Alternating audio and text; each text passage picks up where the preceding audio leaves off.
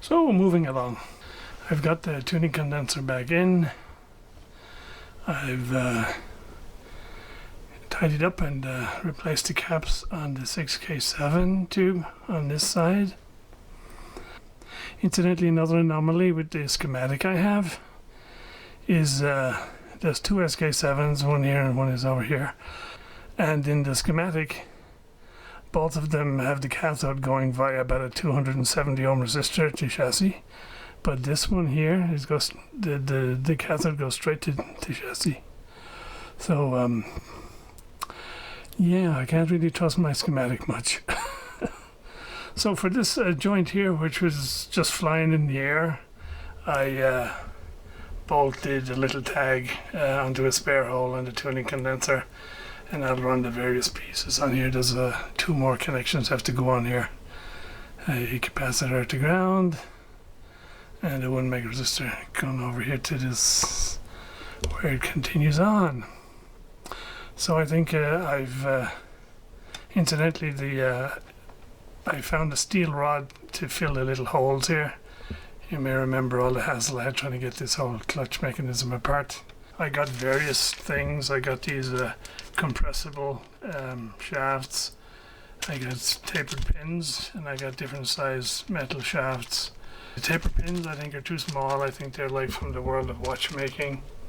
And even the smallest of these compressible shafts is too big to get into the holes. But the thin, which I think is it's either a 2 mil or a 1.5 mil steel rod, did the trick. So this end of it is done, and I'll do this end of it later on once the friction disc is on, etc, etc. A little correction on my, I initially had the feeling that since they made their own capacitors, or they had them made for them by somebody called Condensateur Fribourg, and it says like C14.1 microfarad, that the C14 was some sort of reference to the circuit diagram. But no, it's a reference to the value of the cap, because all the 0.1s have got C14 written on it. And this, for instance, is C22, and that's a 25 microfarad 35 volt electrolytic. So at least now I understand. So why is there so many C14s in this thing? So it's looking a little better. The bits I've done are looking tidy. At least it's cleaned up now and easier to work on. And so and next I got to tackle all this area here, which yeah, looking forward to that enormously. Not. All this end is pretty much done at this point. I just have to finish off the clutch mechanism mechanically later on when everything else is back together. I've done the two SK7s here, sorry, 6K7s. I've removed the three IF transformers and checked them all for continuity, and wired them back in, put them back together. So far so good. So the volume control goes here, and then there's a load of stuff in front, so I wanted to make a quick clip before I do all that, because then once I do all that, everything underneath is hidden again. The volume control is fine. It's, smooth all the way from one end of the track to the other, and the switch works just fine. So yeah, that's a problematic component, but in this one it's good. The tone control on the back side was not, unfortunately, a survivor, but we have a replacement for that. Okay, so having had the IF transformers off, I did polish them all up, and so I think they're looking nice and spiffy.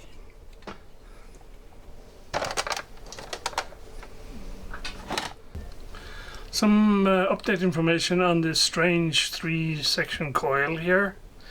I'm pretty sure this is it on the circuit diagram, and from what I can see, all this does is the antenna comes in, and then via the selector switch it either goes through this coil on its own, or it goes through this coil on its own, or it goes via these coils into this one again. So why it's wired up as 3 separate, I don't know. My coil theory is not good enough to be able to to determine why, but I think we got it sorted out. And at least the good news is this is pretty much the way it's physically wired in on the set, so I'm feeling a lot more comfortable about this no longer being a complete unknown, shall we say. Here's a handy tip. If you go to the trouble of detecting which end of the cap is the outside foil end, and I know it's a controversial topic, but hey, I figured why not, there's nothing to lose.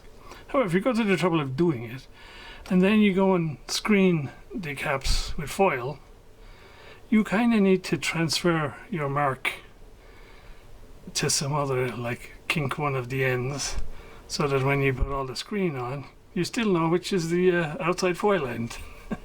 Now, in theory, I guess if you screen it like this, it doesn't matter because you have you've added another outside foil. Who knows? What the hell? Anyway, so any of the caps that were screened in the original, I'm going to screen them like this, and at least it'll be similar to what it was before. As to the effectiveness of all that, I don't know, but better safe than sorry. Okay, I think that's enough for one day. My head hurts now, so I'm gonna stop. So yeah, the two 6Q7s are done. Sorry, the 6K7s. The 6Q7 is mostly done at this point, and the 6F6 I'm just getting on to. Started wiring in the volume control, but there was a lot of just things connecting together in the air that were floating around like this one down here, so I need to come up with some sort of a solid way of interconnecting all these things, and so I shall ponder that before proceeding. A little bit of a discovery. The original 1 meg pot that I took out looks like it has a metric shaft on it, and the one I had in my junk box has got like a 1/4 inch AF on it, and so my shaft, my original knob here won't go on this shaft, so I think I'll just still use this pot and just put a different knob on it, and we'll see where we go from there. Just slowly getting more and more familiar with the circuit diagram. One of the discrepancies among many that I find is, for instance, in the 6K7,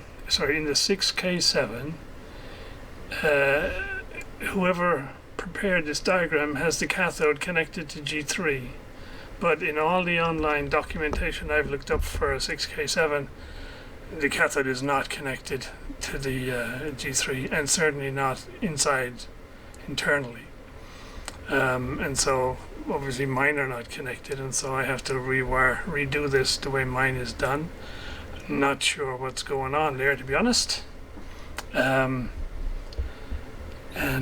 So other little anomalies like this resistor was indicated, but there was no value to it, and so I tracked it down. It's a 10K resistor, which is cool. Then there are differences, like this resistor here is 180 ohms, is 1800 ohms on the diagram here. Mine is 900 ohms, so I've just used the 900 ohm one. And on and on and on. So yeah, we're getting there.